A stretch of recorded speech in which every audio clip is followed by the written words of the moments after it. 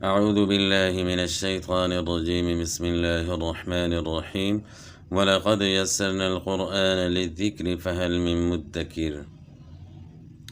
آج ہم نے سبق نمبر 13 پڑھنا ہے اور یہ بہت ہی ضروری ہے اس کا سیکھنا، کیونکہ اکثر لوگ زیادہ تر جو غلطی کرتے ہیں وہ مد کی کرتے ہیں اور ان کو یہ پتہ نہیں ہوتا کہ کس حرف کو اس کی آواز کو کھینچنا ہے اور کہاں نہیں کھینچنا، تو معنی بھی غلط ہو جاتا ہے، یا تو جہاں نہیں کھینچنا ادھر کھینچ لیتے ہیں تو ایک حرف کا اضافہ ہو جاتا ہے، اور جدھر کھینچنا ہے ادھر نہ کھینچنے کی وجہ سے ایک حرف کی کمی ہو جاتی ہے، تو ایک قسم کی یہ تحریف ہے، تو معنی پہ جو ہے نا اثر پڑتا ہے۔ تو اس لیے ہمیں سیکھنا ہے کہ حروف مدہ کون سے ہیں اور کب مثلا کہ ان کی آواز کو کھینچنا ہے اور کب مد ہوتا ہے۔ تو آج کی ویڈیو میں جو ہے نا ہم حروف مدہ کے متعلق سیکھیں گے۔ تو حروف مدہ 3 ہیں، الف، واو، یا، اور ان کی پہچان جو ہے وہ الگ الگ ہے، الف کی الگ ہے، واو کی الگ ہے، یا کی الگ ہے، تینوں کی الگ الگ پہچان ہے۔ تو جب پہچان ہو جائے گی تو اس کے بعد آپ کو صحیح سمجھ آئے گی۔ تو حروف مدہ 3 ہیں، الف، واو، یا۔ الف سے پہلے والے حرف کے اوپر زبر ہو تو اس کو الف مدہ کہا جاتا ہے، اور اسی طرح واو ساکن ہوگا، ساکن کا مطلب ہے کہ اس کے اوپر سکون ہوگا، یہ جو جزم ہے اس کو سکون بھی کہتے ہیں، تو واو کے اوپر سکون ہے تو اس کا نام ہے واو ساکن۔ واو ساکن سے پہلے پیش، اور اس طرح یا ساکن سے پہلے زیر، تو ان کو ایک الف کی مقدار کے برابر کھینچ کے پڑھنا ہے۔ تو الف سے پہلے زبر ہو تو الف مدہ، واو ساکن سے پہلے پیش ہو تو واو مدہ، یا ساکن سے پہلے زیر ہو تو یا مدہ۔ تو جب ہم دیکھیں گے کہ الف سے پہلے زبر ہے تو ہم نے اس کو ایک الف کی مقدار کے برابر کھینچنا ہے۔ اسی طرح واو مدہ کو بھی، یا مدہ کو بھی، ان تینوں کی مقدار جو ہے وہ ایک الف کے برابر ہے، اور ایک الف کا اندازہ کرنا، کھلی انگلی کو آہستہ سے بند کر لینا یا بند انگلی کو آہستہ سے کھول لینا، یہ ایک اندازہ ہے۔ تو ان کو حروف مدہ کہتے ہیں۔ اور مد کا کیا معنی ہے؟ مد کا معنی ہے کھینچنا، دراز کرنا۔ تو ان کو جو ہے ایک الف سے زیادہ بھی نہیں کھینچنا اور ایک الف سے کم بھی نہیں کرنا۔ اس کو اگر ایک الف سے زیادہ کھینچیں گے تو پھر بھی غلطی ہوگی، اور ایک الف سے کم کریں گے تو پھر بھی غلطی ہے۔ تو صرف ایک الف کے برابر ہم نے ان کو کھینچنا ہے۔ اچھا، دوسری بات پھر یہ کہ ہم نے الف کو پہچاننا ہے۔ الف کون سا ہے؟ جو بالکل خالی ہو، نہ اوپر نہ نیچے، کچھ بھی نہ ہو، بالکل خالی ہو تو اس کو الف کہا جاتا ہے، اور الف سے پہلے ہمیشہ زبر ہی آتا ہے، اور جب الف کے اوپر یا نیچے کچھ ہو تو پھر حمزہ ہے۔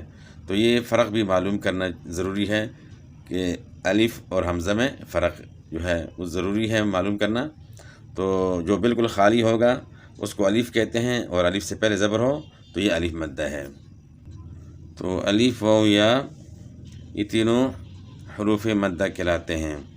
اور اسی طرح کھڑی حرکات جو ہیں، کھڑا زبر، کھڑی زیر، الٹا پیش، یہ بھی جو ہے حروف مدہ میں شامل ہیں۔ تو اس طرح یہاں لکھا ہوا ہے کہ تینوں حرکتیں حروف مدہ کی آواز دیتی ہیں، یعنی کھڑی زبر، کھڑی زیر، الٹا پیش، یہ تینوں حرکتیں حروف مدہ کی آواز دیتی ہیں۔ تو کھڑی زبر جو ہے الف مدہ کی، کھڑی زیر یا مدہ کی، اور الٹا پیش واو مدہ کی، تو یہ حروف مدہ میں شامل ہیں۔ ان کو بھی ایک الف کی مقدار کے برابر کھینچنا ہے، ایک الف کی مقدار کے برابر ان کو لمبا کر کے پڑھنا ہے۔ اب ہم نے ان تینوں کی مشق کرنی ہے۔ الف مدہ اور کھڑی زبر، کھڑی زبر بھی کہہ سکتے ہیں، کھڑا زبر بھی کہہ سکتے ہیں۔ الف مدہ اور کھڑی زبر کی مشق۔ عادین، یعنی اتنا ہم نے کھینچنا ہے، عادین، زاد، طاب، آمن، مالکی، آوى، مآبن، اس کے بعد واو مدہ اور الٹا پیش کی مشق کرنی ہے۔ واو مدہ اور الٹا پیش یعنی سیم آواز ہے ان کی۔ داود نورہ یقول بوری وجوہ یرہ، اور اسی طرح پھر یا مدہ اور کھڑی زیر کی مشق۔ قیل سیق غیظ وقیلہ یحیی۔ تو یہ امید ہے کہ آپ کو یعنی اس کی سمجھ آ گئی ہوگی کہ کھڑی حرکات حروف مدہ میں اور کھڑی حرکات حروف مدہ میں شامل ہیں۔ تو کیوں شامل ہیں؟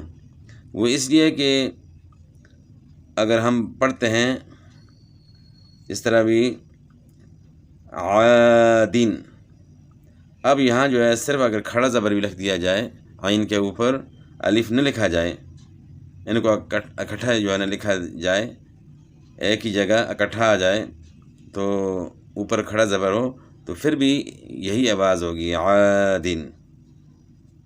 اور اسی طرح داود نورہ، تو یہاں جو ہے دال کے اوپر اگر ہم کھڑا زبر لکھ دیتے ہیں تو پھر بھی وہی آواز ہوگی، اور اگر ساتھ الف لکھتے ہیں تو پھر بھی وہی آواز ہے۔ اسی طرح قیل، قاف کے نیچے کھڑی زیر ہو تو پھر بھی وہی آواز ہوگی، یا کی بجائے یعنی یا نہ لکھیں اور قاف کے نیچے کھڑی زیر لکھتے ہیں تو پھر بھی وہی آواز ہوگی۔ تو اس لیے کھڑی حرکات حروف مدہ میں شامل ہیں، تو ان کو ایک الف کے مقدار کے برابر کھینچ کے پڑھنا ہے۔ تو امید ہے کہ آج کا سبق جو ہے مکمل آپ سمجھ چکے ہوں گے کہ حروف مدہ اور کھڑی حرکات کو ایک الف کے برابر کھینچ کے پڑھنا ہے، اور حروف مدہ جو ہے الف سے پہلے زبر، واو ساکن سے پہلے پیش، یا ساکن سے پہلے زیر۔ تو الف کے متعلق بھی جو ہے نا ہم نے معلوم کر لیا کہ الف کس کو کہتے ہیں اور حمزہ کس کو کہتے ہیں۔